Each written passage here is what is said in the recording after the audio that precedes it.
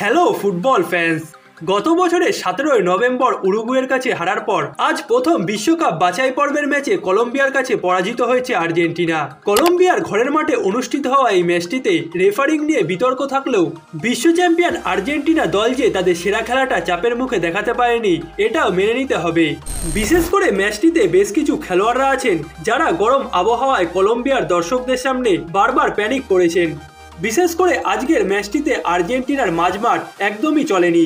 শুরুর একাদশের সাথে মাঠে নামা ডিপল পারাদেস এবং এনজো ফার্নান্দেসরা মাঝমাঠে কলম্বিয়ান মিডফিল্ডারদের উপর চাপ তৈরি করতে পারেনি, এমনকি নিজেদের আক্রমণ ভাগেও তারা খুব একটা বল পাস করতে পারেনি, যার কারণে এই ম্যাচে শুরু থেকে কলম্বিয়া আর্জেন্টিনার উপর চাপ সৃষ্টি করে খেলেছে, যা পরবর্তী সময় দ্বিতীয়ার্ধে অ্যালেক্সিস ম্যাক অ্যালিস্টার মাঠে নামলে কিছুটা ঠিক হয়। ডিসকমফোর্টের কারণে ম্যাচটিতে শুরু থেকে খেলতে না পারা অ্যালেক্সিস ম্যাক অ্যালিস্টার বদলি হয়ে ম্যাচটিতে মাঠে নেমে ম্যাচের গেম টেম্পোটা অনেকটাই আর্জেন্টিনার পক্ষে নিয়ে এসেছিলেন। ফরওয়ার্ড লাইন আপেও একাধিক বল বাড়িয়েছিলেন তিনি, যার দ্বারা দ্বিতীয়ার্ধে আর্জেন্টিনা কিছুটা হলেও ম্যাচে ফেরে। এছাড়া ডিফেন্সে আরও একবার হরেবল পারফরমেন্স দিয়েছেন নিকোলাস ওটামেন্ডি। ম্যাচটিতে একাধিকবার ম্যান মার্কিং ও এরিয়াল বলে সমস্যায় পড়েছেন তিনি এবং দ্বিতীয়ার্ধে বক্সের মধ্যে তার করা ট্যাকেলটির কারণেই দ্বিতীয় গোলটি কনসিড করে হার নিয়ে মাঠ ছেড়েছে আর্জেন্টিনা। পাশাপাশি ম্যাচটিতে দুই ফুলব্যাক গনজালো মন্তিয়েল এবং লিসান্দ্রো মার্টিনেজকেও কলম্বিয়ান খেলোয়াড়দের আটকাতে সমস্যায় পড়তে দেখা গেছে। বিশেষ করে লিসান্দ্রো মার্টিনেজ, যিনি কিনা ম্যাচটিতে তার মেন পজিশন সেন্টার ব্যাক হিসেবে খেলেননি, ম্যাচটিতে তারই সবথেকে বেশি সমস্যা হয়েছে।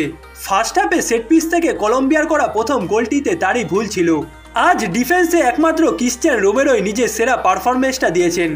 বিশেষ করে ম্যাচটিতে লুইস ডিয়াসকে নিজের পকেটে পুরে রেখেছিলেন তিনি। তবে ম্যাচের দ্বিতীয়ার্ধে রেফারি বিতর্কিত পেনাল্টিটি দেওয়ার সময় রোমেরো কলম্বিয়ার খেলোয়াড়দের সাথে হাতাহাতিতে জড়ান, যার কারণে তাকে হলুদ কার্ড দেখায় রেফারি এবং আজকের এই হলুদ কার্ডটি নিয়ে তার বাছাই পর্বে দুটি হলুদ কার্ড হয়ে গেছে, যার কারণে পরবর্তী মাসের বিশ্বকাপ বাছাই পর্বের প্রথম ম্যাচটিতে তিনি সাসপেনশনের জন্য খেলতে পারবেন না। এছাড়া ম্যাচটিতে জুলিয়ান আলভারেজ বরাবরের মতোই ভালো খেলেছেন। সবসময় প্রতিপক্ষ খেলোয়াড়দের প্রেসিংয়ের মাধ্যমে চাপের মধ্যে রেখেছেন তিনি। ম্যাচটিতে আলভারেজ বারবার লাউতারো মার্টিনেজকে খোঁজার চেষ্টা করেছেন, যদিও অতিরিক্ত গরমের কারণে তার দৌড়ে খেলাটা অনেক বিরক্তিকর ছিল। এছাড়া নিকোলাস গনজালেস ম্যাচটিতে আর্জেন্টিনার হয়ে একমাত্র গোলটি করেছেন। ম্যাচের প্রথমার্ধে মাঠের মধ্যে তিনি অতটাও নজরে আসেননি, তবে যখনই তিনি সুযোগ পেয়েছেন ম্যাচটিতে আর্জেন্টিনাকে সমতায় ফিরিয়েছেন। ম্যাচটিতে গোলের সুযোগ লাউতারো মার্টিনেজও পেয়েছিলেন, তবে সেগুলো তিনি ফিনিশ করতে পারেননি। এছাড়া ম্যাচটিতে কিছুক্ষণের জন্য পাওলো দিবালাকেও মাঠে নামিয়েছিলেন লিওনেল স্কলোনি, যা একটি বিতর্কিত সিদ্ধান্ত ছিল। ম্যাচের পরিস্থিতি অনুযায়ী অনেক আগেই দিবালাকে মাঠে নামানো উচিত ছিল তার।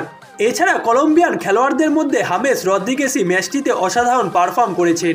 ম্যাচে কলম্বিয়ার হয়ে একটি গোল ও একটি অ্যাসিস্ট করেছেন তিনি, যার দ্বারা আজ হামেস রদ্রিগেস একাই কলম্বিয়ার হয়ে আর্জেন্টিনার বিপক্ষে কোপা আমেরিকার ফাইনালের বদলাটা নিয়েছে। লিওনেল স্কলোনির অধীনে সর্বশেষ 5 বছরে এটি আর্জেন্টিনার তৃতীয় পরাজয়। এই 5 বছরে স্কলোনির অধীনে মোট 65টি ম্যাচ খেলেছে আর্জেন্টিনা, যার মধ্যে 4টি আন্তর্জাতিক শিরোপা তিনি তার দেশকে এনে দিয়েছেন।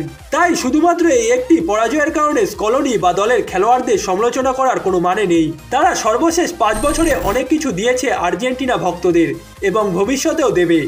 এখন শুধু মেসির মাঠে ফেরার অপেক্ষা।